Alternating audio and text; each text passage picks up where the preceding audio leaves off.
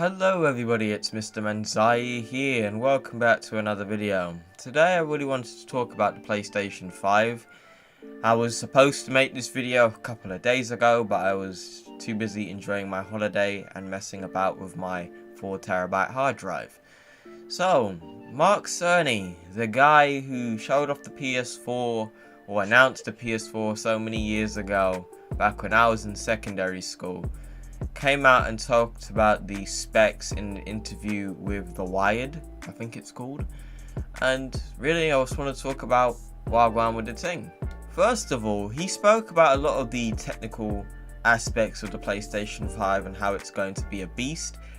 In my opinion, honestly, yeah, I kind of gathered it was going to be a stronger version of the PlayStation 5 or 4 even. And so far, what he told me, I was quite happy with. And what really sold me was when he announced that it is going to be backwards compatible with PlayStation 4 games. Thank you! Finally, that they're actually listening, you know, with the backwards compatibility, fam. A big man thing, I got PlayStation 3 games that I want to play, but I have no intention of wiring up my PlayStation 3 to play it, because my PlayStation 3 is a really slow piece of hardware.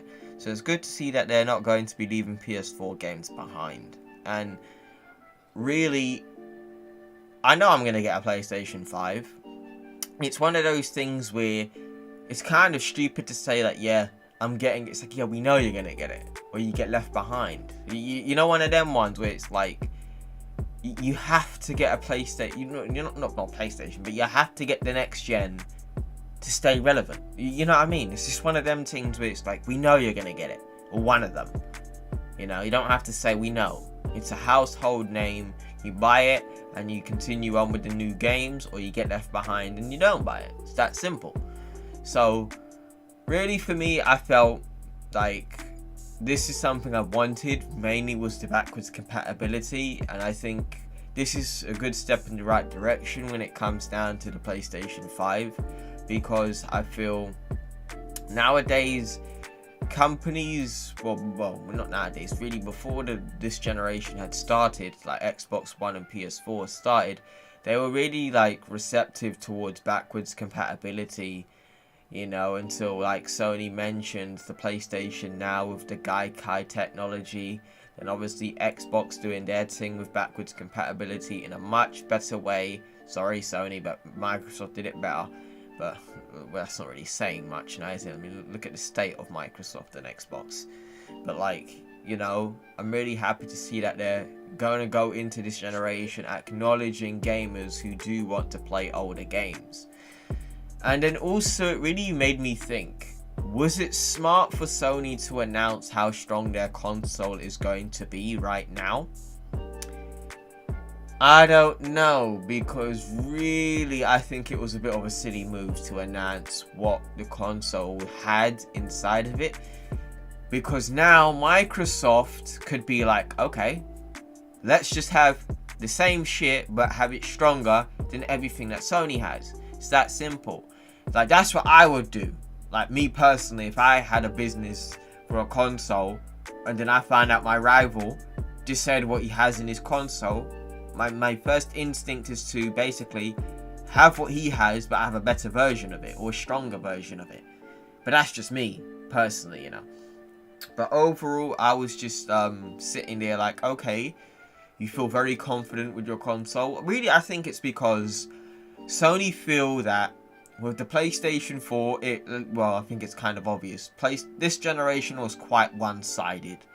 Like, not to throw any shade at Xbox fans, even though I already have already, but like, to just be real, you know, let's just be honest here. It has been a one-sided generation because Microsoft fucked up when they were like getting ready to release the Xbox One. Like, I remember Angry Joe's famous rant videos that got him to where he's got to now. That big man thing that made his career on YouTube, in my opinion. You know, and like, obviously it trended on the internet back then.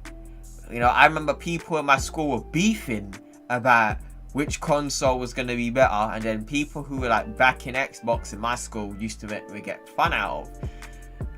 Microsoft can't do that. period. Like, big man thing, you can't be doing that. And I don't think having a powerful console is really going to make it better for you either. Because back in the day, back when PS4 and Xbox One were being revealed, it was always about who was more powerful. Let's just make it clear, innit? Let's make it factual, innit? Back then, it was all about power. How powerful is your console? Whose console was strongest? That's what it was all about. And then obviously you got the man them on PC, like you man are beefing about which console's powerful. Man, brother, my PC's stronger than yours. Get out of it. You're not even a part of the conversation about power. Yeah, so like the PC fans, you man, you don't have to get in this conversation. You man are gone clear. You man are cool. You man are, you're safe. You know, you're alright. Don't get involved. But back then, it was about whose console was more powerful than the other. And obviously, Sony had the powerful console, which also was a big help. Plus, Microsoft shooting themselves in the foot, it was kind of obvious to go with Sony. But this is where the but is. If we still had that mindset, Sony would have fucked up by revealing their specs to the PlayStation 5. If we were still in that mindset, I would have said, yo, you fucked it up. Big man thing, you've just fucked up your generation already. Why did you tell them so early? Now Xbox could just go and have a powerful console. But we're past that age. I'm going to be genuine here. We've passed that age when it comes down to power. It's all about the games now. And yes, I know Xbox fans don't like this topic. Your exclusives suck though. Big man thing, your exclusives suck. And I could be wrong. Don't get it twisted. You guys can come back and laugh at me and tell me that, yeah, Microsoft is winning the console generation. You guys can come back if you like. It's calm. You know, I'll get the watch time minutes, so I'm calm. You man can come back in it. But let's say this. If Microsoft has the powerful console, or the more powerful console, and has great exclusives right off the bat, massive stepping stone in my opinion. Great stepping stone. Let's not fuck it up here. Let's not tell lies, innit? If Microsoft have great exclusives out the gate plus the stronger console, they're ahead. Period. But with their current track record, they haven't had good exclusives. Microsoft have confirmed that they have bought out companies to work on Xbox exclusives, which is kind of obvious they're going to be for next gen Xbox. You know, it's for next gen Xbox. And obviously we have to see Wagwan when it comes down to that situation. But I do feel right now it's going to be in a situation where we just have to wait and see. Microsoft right now does have leverage. Don't get it twisted. They do. Because at the moment, Sony have just given away what they have in their console. And now Microsoft are just sitting there like, okay, let's just have stronger versions of what they already have. Okay, that's calm. Then we just have to work on the games. So, yeah, really. Maybe I'm a bit like out of touch when it comes down to how these things work. Maybe that is the case, because I'm not actually like, I don't work at these companies. So someone who's more educated than myself, obviously you can tell me Wagwan and tell me that I'm wrong in it. So, you know, I'd like to know, I'd like to learn. But right now I feel I don't really see anything changing other than I'm guaranteed to buy a PlayStation 5. It's obvious. I'm buying a PlayStation 5 day one. No questions about it. But I want to buy an Xbox. That's the thing right now. Because I haven't bought an Xbox One. I had a 360 and the original. But I didn't buy an Xbox One for obvious reasons. So right now I really want to see what could happen in the future for the Xbox. And to see if they could actually make this a more competitive generation. Because at the end of the day, I don't want it to be a one-sided generation. As much as I love Sony, you know, no competition doesn't really come off well for the customer. I'm not going to call us consumers, we're customers.